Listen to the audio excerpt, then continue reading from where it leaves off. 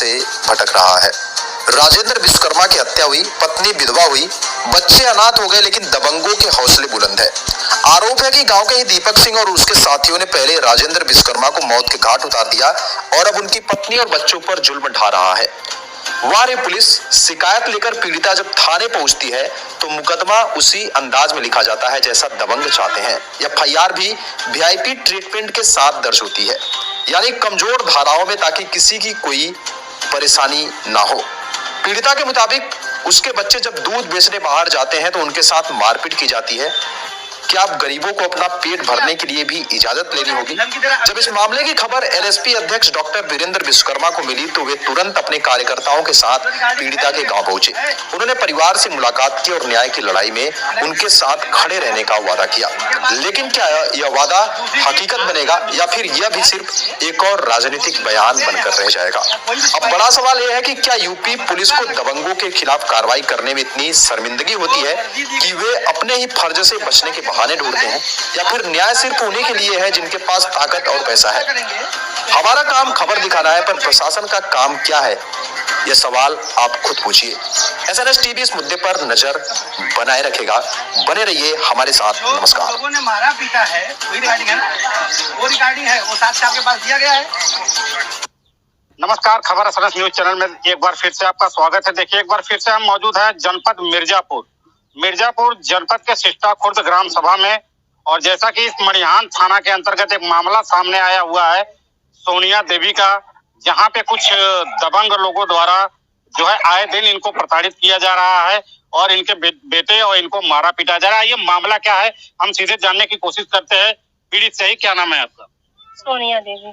सोनिया जी, ये बताइए कि क्या मामला है और किस तरीके से आपको प्रताड़ित किया जा रहा है, और थोड़ा मामले को आप बताइए। भैया पहले बहुत खास रिश्ता रखे रहे, पैसा भी लेन हमारे पति से 5 लाख रुपया। कौन रिश्ता रखा हुआ था? दीपक सिंह। ये दीपक सिंह है कौन? गांव के ठाकुर हैं। जी बिल्कुल। क्या रिश्ता रखे थे आपसे? हर एक मामले में रिश्ता रखे थे, कहीं आना जाना हो तब पर भी लेकर आते जाते थे, हर एक चीज में रखते थे। हमारे पति से पैसा लिए 5 लाख रुपए घर बनवाने के लिए, तो हमने कहा कि नहीं पैसा मत, इतना जरूरी नहीं है। तो बोला कि नहीं दे दो हमको, हम दे देंगे आपका। तो हमने कहा ठीक है, हमारे पति अपने हिसाब से काम करेंगे। हम कहें कि अगर हम पैसा दे देंगे तो उनको मतलब गाड़ी जब हमको लेना पड़ेगा तो हम मांग लेंगे। तो ठीक है, तब वही बात मतलब लेकर वो हमारे भाई से घर बनवाया, और उसके बाद जब पैसा मांगने लगा तो हमारे पति का मर्डर कर दिया। क्योंकि हमसे ही पूछ के हमारे पति का मर्डर किया है। बिल्कुल, मतलब आपसे पूछ के आपके पति का मर्डर हुआ है? हाँ, कि कहाँ पर वो है। तो भैया हमें ये नहीं पता था कि वो हमारे पति का मर्डर करने वाला है। आपके पति की मर्डर कब हुआ था? 7 मई को रात में, सन 2024 में।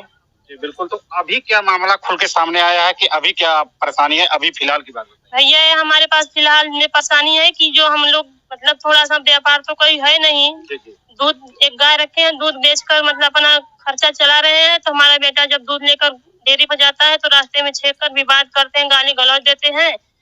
तो हमारे बच्चा बोला कि आप लोग कहाँ रहोगे, कहाँ नहीं रहोगे। तो हम लोग मतलब अपने बच्चे से, जब बच्चे हमारे बताए तो उसके घर पर गए, जब पूछने के लिए गए तो सीधा हमें लगे लाते मुक्का घुसा से मारने लगे सब लोग।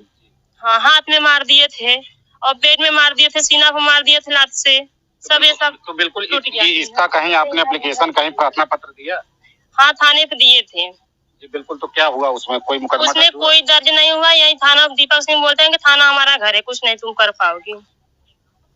बिल्कुल। तो देखिए, इस तरीके का मामला बना हुआ है कि किसी पीड़ित जो व्यक्ति होता है, अभी हाल ही में 1 साल पहले की बात है, इनके पति की हत्या कर दी जाती है किसी जो दीपक सिंह का दबंग नाम का जो व्यक्ति है। और फिर आज इनको आए दिन धमकी, इनको मारा पीटा जा रहा है, इनके बच्चे को भी जो है परेशान किया जा रहा है, मारा पीटा जा रहा है। तो इस तरीके का मामला बना हुआ है इस जनपद मिर्जापुर में, मणिहान थाने अंतर्गत।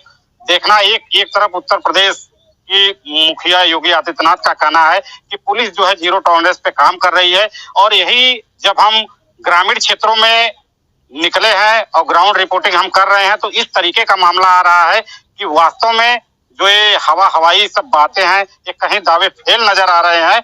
और यहाँ जो उत्तर प्रदेश की जो पुलिस है वो कहीं नाकाम नजर आ रही है, क्योंकि यह ग्रामीण अंचल है। मिर्जापुर का देखा जाए तो ये पहाड़ी एरिया है, ग्रामीण अंचल है, और यहाँ पे जब हम पथरीले रास्तों से होके आए हुए हैं तो एक छोटी सी बस्ती मिली हुई है जहाँ पे यह मामला उभर के सामने आया हुआ है।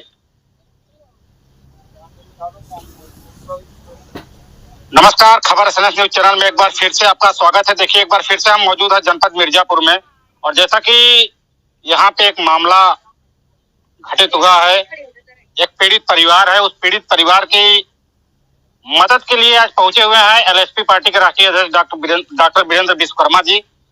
हम जानना चाहेंगे कि डॉक्टर साहब क्या मामला था और आज आप यहाँ पे आए हैं, क्या लग रहा है इस घटना को लेकर? आपको बहुत बहुत धन्यवाद साथी। हमको जैसे ही पता चला इस मैटर के बारे में तो मैं यहाँ पे आया और निभान से पूछा क्या यहाँ मैटर हुआ। इन्होंने बताया कि यहीं पे एक जो है दीपे से बच्चा है, इसको लोग धमकी उमकी दिए थे, बच्चे को मारे पीटे भी थे ना। तो ये पूछने गई, लोगों ने दौड़ा दौड़ा के इनको मारा है। दीपक सिंह नाम है उनका लड़का है तन्मय, और ये FIR कराई है बाकायदे। इनके ऊपर लगा है 151, 2, 115, 2, 352, लेकिन इनकी सुनवाई कुछ नहीं हो रही है। अभी हमारी SO साहब से बात हुई है, कल गवर्नर को के आने का जो बताए कि उसी में व्यस्त है, और कल जो है कि बिताने के बाद परसों आपसे मिलेंगे और आपकी कार्रवाई करेंगे। और ये सब परिवार डरा सहमा है। तो आपके चैनल के माध्यम से मैं SP महोदय से, DM महोदय से ये निवेदन करूंगा कि लोगों की रक्षा सुरक्षा की व्यवस्था की जाए, क्योंकि इनके लगभग 10 महीना पहले इनके पति की हत्या की गई। उसमें भी ये लोग कह रहे हैं चिल्ला चिल्ला के कि दीपक सिंह ने किया है। जब साफ नाम ले रहे हैं फिर भी शासन प्रशासन कार्रवाई नहीं कर रही है। इसका मतलब यही है कि इस मैटर को दबाया जा रहा है धन के प्रभाव से। क्योंकि जो यहाँ पे दीपक सिंह को दिखाया गया है, ये कहता है कि थाना हमारा घर है, तुम लोग क्या कर लोगे, खुलेआम धमकी देता है। अबे बिल्कुल, देखा जाए तो आप यहाँ पे आए तो जब आपके सचिव महोदय से बातचीत हुई तो क्या लगा कि एक तरफ जीरो टॉलरेंस की व्यवस्था है। उत्तर प्रदेश के मुखिया योगी आदित्यनाथ का कहना है कि पुलिस हमारे जीरो टॉलरेंस पे काम कर रही है। जब उनसे आपके सचिव महोदय से बात हुई तो उन्होंने क्या आश्वासन दिया? देखिए, आश्वासन दिया उन्होंने कि मैं इस पे कार्रवाई कर रहा हूँ। उनके नॉलेज में सब बातें हैं, उन्होंने सारी चीज बताई। और उनका ये था कि गवर्नर साहब कल चले जाएंगे, प्रेशर में हम लोग काम कर रहे हैं, परसों हम इसको देखेंगे, ठीक है। अब लेकिन एक बात आप जान जाइए कि जो पिछड़े दलित हैं, कमजोर तबके के लोग हैं, गरीब लोग हैं, उनके लिए योगी सरकार में न्याय पाना संभव है। आज के सरकार में जब FIR दर्ज कराने के लिए हम लोगों को धरना देना पड़ रहा है तो आपको न्याय कहाँ से मिलेगा? तो एक गूंगी बहरी सरकार हो गई है। इनको गरीबों का जो तकलीफें हैं दिखाई नहीं दे रहा है।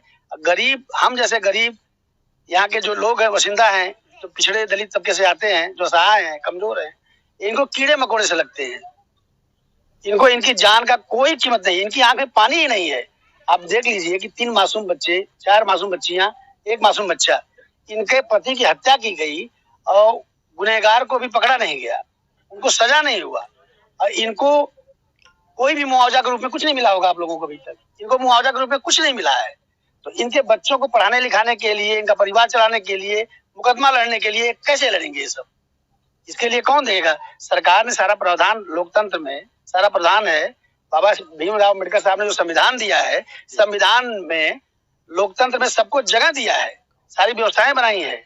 इनको सरकारी जो सुविधा लाभ था वो मिलना चाहिए था ना, लेकिन सरकारी लाभ तब नहीं मिला। 7 पहले की बात बता रहा हूँ आपसे कि 10 महीना हो गया इनके पति की हत्या हुई है, तब से कोई संसाधन, जबकि सरकारी व्यवस्था में है कि बच्चों को 18 साल तक पढ़ने के लिए पर मंथ 2,500 रुपया मिलता है।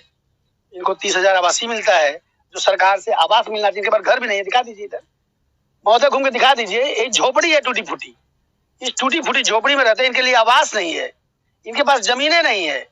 तो यहाँ जो पट्टा वट्टा होता है, सरकारी पट्टा होता है ना, ऐसी स्थिति के लिए सरकारी पट्टा मुआवजा के रूप में दिया जाता है सरकार से, लेकिन इनको कुछ भी नहीं मिला है। इसलिए जो सरकार के, सरकारी तंत्र के लोग हैं, प्रशासन के लोग हैं, उनके ऊपर मुझे संदेह हो रहा है कि वो लोग निष्पक्ष होकर कार्य नहीं कर रहे हैं।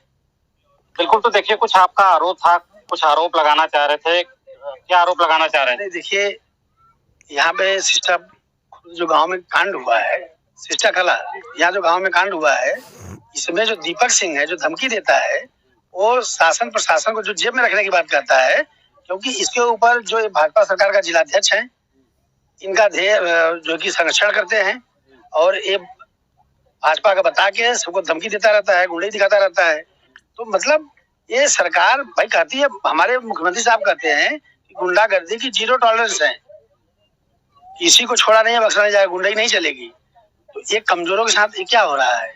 उन्हीं के सरकार में जो रह रहा है वही ऐसा कर रहा है, तो सरकार का मुखिया संकल्प कैसे ले सकता है?